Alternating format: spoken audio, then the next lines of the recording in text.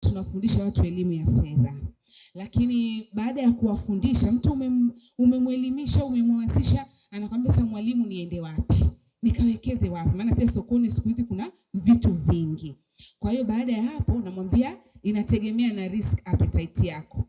Kama uogopi sana kupoteza, basi nenda kwenye hisa. Lakini kama vipi unakuja kwenye faida. Lakini lengo ni kwamba sisi wote, hata kama mtu ameanza mdogo, lakini lengo tufike kiwango cha kumiliki vipande milioni 1. Siongelei hela, naongelea idadi ya vipande. Nikihesabu 1, 2 vinafika vipande milioni, vinakuwa vya kwangu.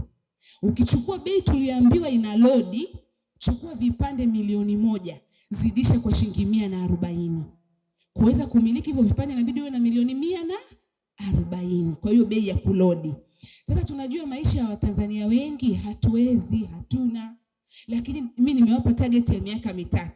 Chukua ile 140, gawa kwa miaka 3. Utapata kama 50 na kitu hivi. Hangaika nayo kila mwaka. Kwa hiyo leo nikinunua vipande milioni 1 vikiwa 140. Tukifika kipande 1000 kwa kumultiply na vipande vyangu milioni 1, nitakuwa na shilingi ngapi? Nitakuwa na bilioni 1.